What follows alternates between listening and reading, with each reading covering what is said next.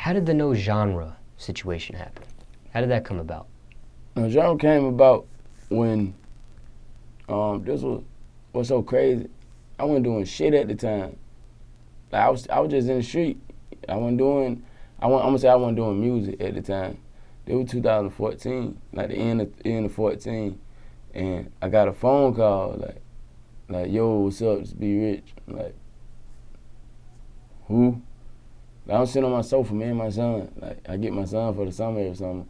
Me and him kicking it on the sofa. Like I'm just selling weed. Like you know what I mean? I ain't really tripping about music. Like I still go to the studio, but I did all that type of shit on my time when I felt like it, or you know what I mean? Like if somebody called me, like Thug would call me, or Quan or Ralph, or like they'll call me like pull up at the yo, and I'd come through, we'll do some songs, like, but it didn't really matter to me, you know what I mean? So it was kind of like that, and then I got the phone call, and it ended up being B Rich, but at the time I didn't even know who B Rich was, you know what I mean? And I didn't think that type of nigga would know who I am. Cause first of all, I ain't even doing music. Like, I ain't doing music enough to. I ain't doing no promotion. I ain't never put out, like before I got with no genre, I ain't never put out a record. I ain't never put out a CD. I ain't never put out a mixtape. I ain't never put out a video. I ain't never had put out nothing. I was bone ass dry.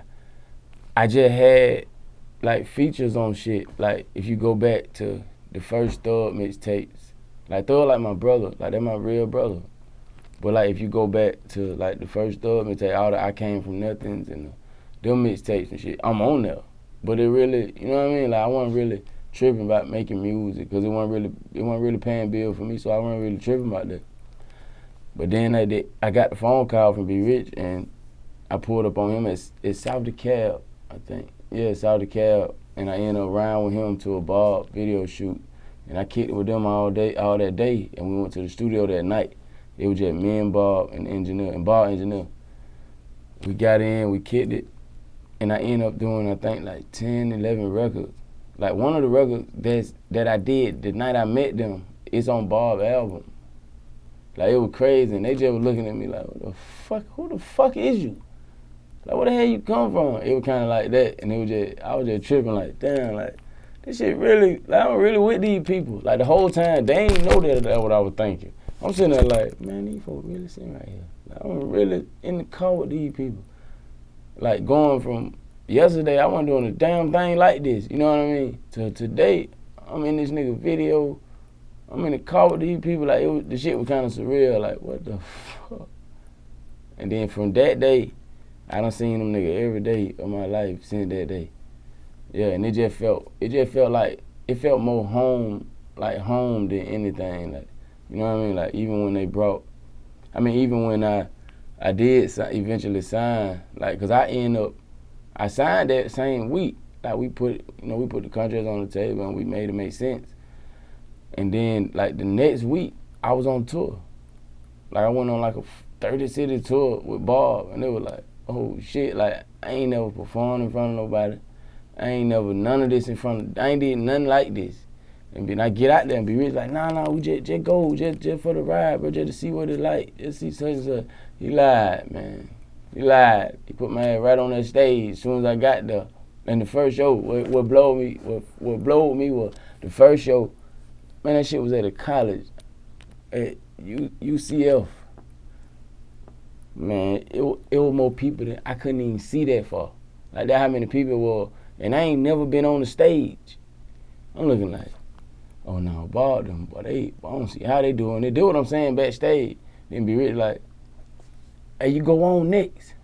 I'm like, you got me fucked up. Boy, I ain't going out there, boy, you crazy hell. That's what I'm saying. He like, oh no, it's your turn. This shit was crazy. Then I got out there, man, I'm stiff. I'm like a stick man out there. Like Tip called me stick man. Like, bro, you move like a fucking stick man on stage. I'm out there like stiff, like. I even forgot the song I did, like, but they just were trying to get me used to it, you know what I mean? But now I'm cool, like, it's easy as shit now, but then, boy, that shit there. Boy, listen, any new artist coming up, man, practice your stage set, bro. Like, that shit, like, don't take that shit for granted, period. because you don't know what you look like. Like, in your mind, you think you look a certain way on stage.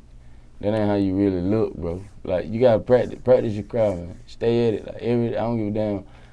Get in front of a mirror, practice your craft before you hit the stage and embarrass yourself, because you don't know what you look like.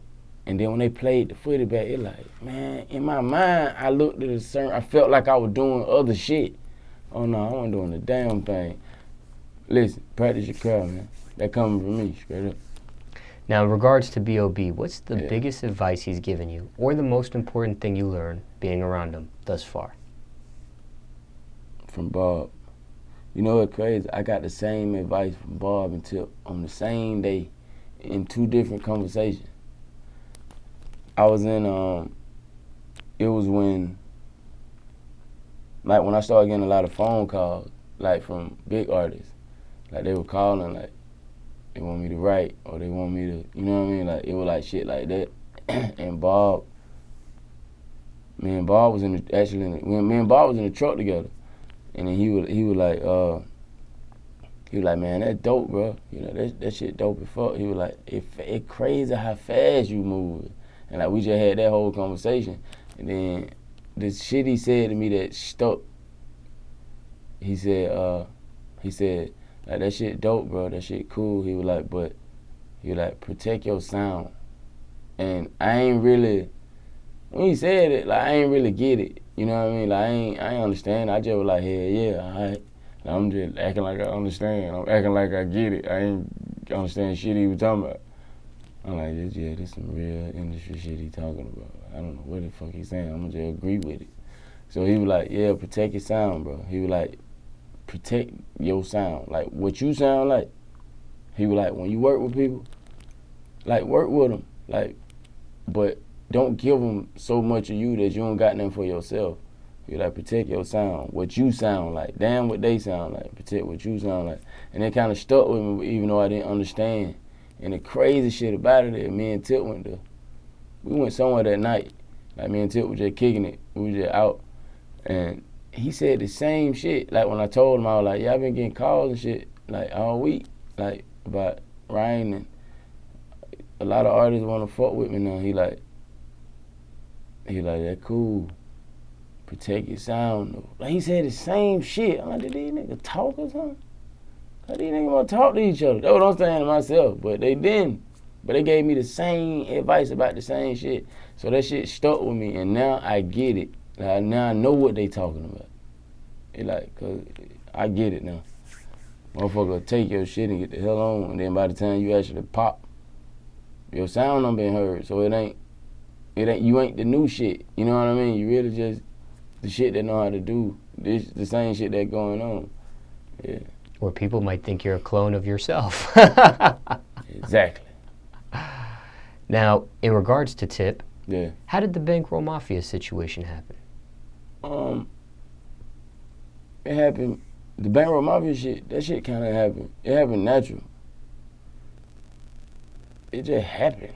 Like, it wasn't nothing planned. It wasn't nothing, like, nobody didn't put me in the room. Like, people actually think that, though. Like, somebody put me in the room and said, hey, Tip, fuck with London J. And, like, that's how people think. Because I don't heard it before. I don't heard somebody say that before. But that ain't really how it went. The shit kind of happened natural. Like, I kept bumping into Tip. Like, I already knew him. I knew him anyway. And me and Shard, like, I know Shard. Like, me and Thug, like, brothers. You know what I mean? Like, me and Pee Wee, like, brothers. Me and Duke, like, brothers. You know what I mean? Like, all those, me, Duke, Shard, and Thug, for sure. Like, and Pee Wee, like, all those kind of growed up in the same, you know what I mean? Like, we come out that same mud. So, like, all of us knew each other. All of us been doing music. You know what I mean? Like, we been having songs together. We been having a bunch of shit going on, but it just made sense. Like, and then when Tip walked up on me one day in the studio, he like, hey, what you gonna do? I said, you ain't gotta ask me, because I was already a part of it. Y'all just not catching on to it. So, like, we kind of laughed it off, but yeah, like, it just happened kind of natural. And when we ended up doing the project, the Bankroll Mafia shit, it was just already there. Like, it wasn't forced, you know what I mean? Like, nothing wasn't forced, like, oh, London J, we need you to do this. It wasn't like that. We already had the music because we already fuck around like that. Like I get in the studio, I call Tip, he'll pull up, or he'll call me, I'll pull up. Shaw'll pull up, Thug will pull up, like Duke will pull up. It was already that going on. It was already Bankroll Mafia anyway. We just didn't have a name for it. You get what I'm saying? Yeah, free Pee Wee too, free the fucking goat, man. But yeah, it was already there. It just wasn't a name for it. But we was already doing the shit that we do now. But yeah, that's how I kind of went. Where'd that phrase stem from? Did that stem from Tip or Pee Wee or? What's that? The Bankroll Mafia. That phrase, Bankroll Mafia. It kind of was like collective, everybody. You know what I mean? Like, it's just about, it's about if you get money and if you, like, you put the money before the bullshit, you Bankroll Mafia. Like, it ain't like some shit you can't be a part of. Like, Bankroll Mafia is more mental than anything. Like, if you get money and you bought your paper, like, you Bankroll Mafia. If the bullshit that way and the money that way and this the way you looking, you Bankroll Mafia. You know what I mean? It like that. Like, anybody can be Bankroll Mafia if they that caliber nigga. You know what I mean? Like, it ain't no bullshit, ain't no suck around though. Like, that's just what it is. You gotta be a certain caliber nigga. But if you that caliber nigga, then you Bankroll Mafia. That's how it is.